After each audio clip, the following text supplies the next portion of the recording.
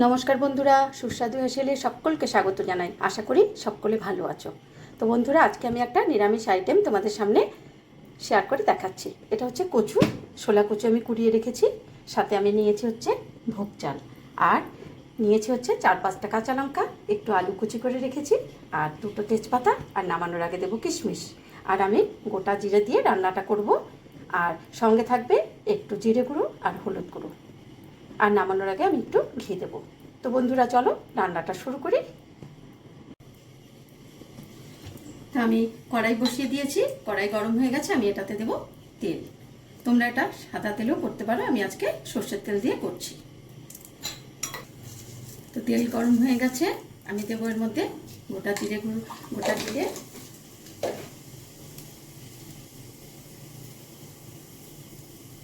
আর এর মধ্যে আমি এই কাঁচা লঙ্কাগুলো আমি দিয়ে দেবো।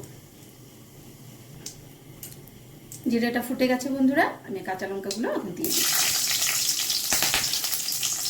এখন এর মধ্যে আমি এই চালটা, ভোগ চালটা আমি ধুয়ে রেখেছিলাম, এটা আমি দিয়ে দিলাম।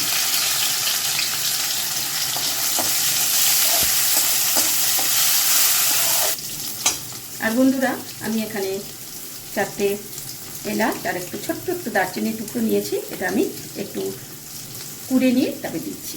এই যে আমি একটু কুটে নিচ্ছি। আমি এই ছোটো এটার মধ্যে আমি কুড়ে আমি দিয়ে দিলাম। এখন আমি আলুটা দিয়ে দিলাম। আলুটা আমি ভাপিয়ে রেখেছিলাম।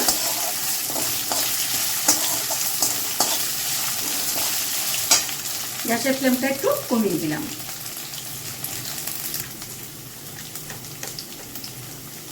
আমি এই চামচে আধা চামচ মতো লবণ দিলাম। আমি এখন কচুটা যেটা কুড়িয়ে রেখেছি, এই কুড়ানো কচুটা আমি দিয়ে দিলাম।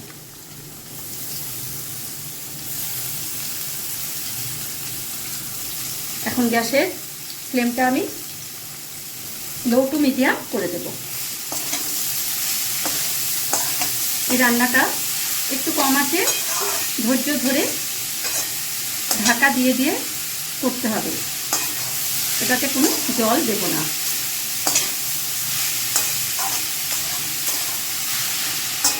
ঢাকা দিয়ে দিয়ে রান্নাটা করলে তাড়াতাড়ি ভোগ চালটা সেদ্ধ হয়ে যাবে, আর এই বাদবাকি কচুটা এর মধ্যেই সেদ্ধ হয়ে যাবে।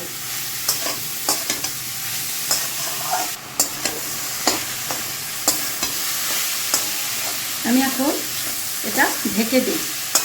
যেহেতু আমি লবণ দিয়েছি, সেহেতু আস্তে আস্তে এটা ঢেকে দিলে ভাপে সেদ্ধ হবে। আর লবণ দিলে তো সবাই আমরা জানি যে একটু যে কোনো সবজির থেকে একটু হলেও একটু জল বেরোয়, সেই জন্যে এই ভাপে এটা আস্তে আস্তে সেদ্ধ হবে। আর গ্যাসের ফ্লেমটা আমি লো রেখেছি এখন।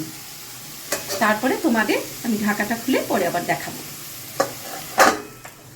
এখন এর মধ্যে অল্প একটু হলুদ দিয়ে দিলাম।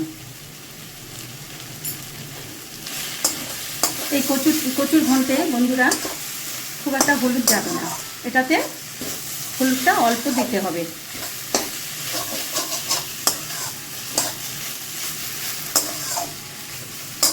আমি ঢাকা দিয়ে রেখেছিলাম, দেখো কেমন কচুটা আর আলুটা সেদ্ধ হয়ে গেছে। এখন এর মধ্যে আমি একটু জিরে গুঁড়ো দিয়ে দেবো।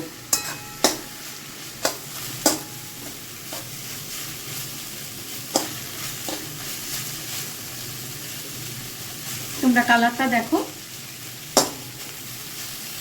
হলুদ দেওয়ার পরে কালারটা এরকম হবে। এই আধা চামচের কম একটু জিরে গুঁড়ো আমি দিয়ে দিলাম। এই রান্নাটাতে খুব একটা মশলা ব্যবহার করা ঠিক না, একদম কম মশলায় রান্নাটা হবে।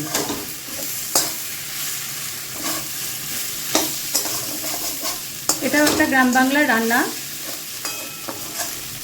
সেই জন্য এই রান্নাটা তোমরা করে দেখো। নিরামিষ রান্না খুব ভালো হবে খেতে।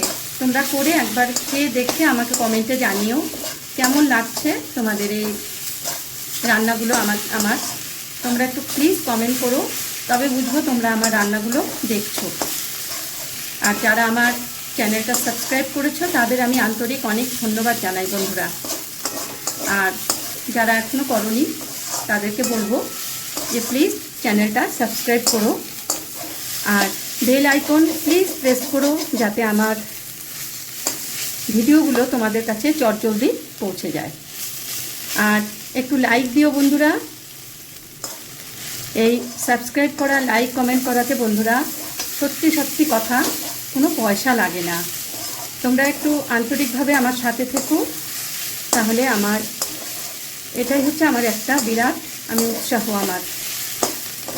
আমার রান্নাগুলো প্লিজ দেখো বন্ধুরা, আর সঙ্গে থেকো। আর আমি রান্নাগুলো খুব সহজ পদ্ধতিতে আমি দেখাই, যাতে বাড়িতে যেসব ইনগ্রিডিয়েন্টসগুলো আমাদের থাকে ঘরে সেই সব দিয়ে আমি রান্নাগুলো করার আমি চেষ্টা করি।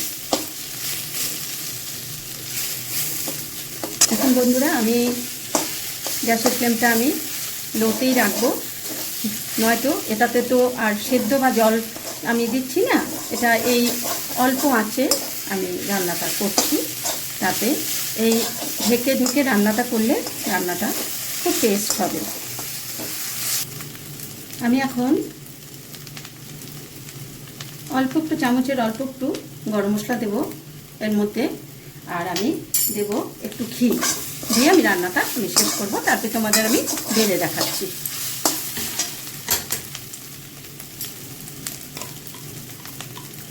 অল্প একটু আমি ঘি দেব,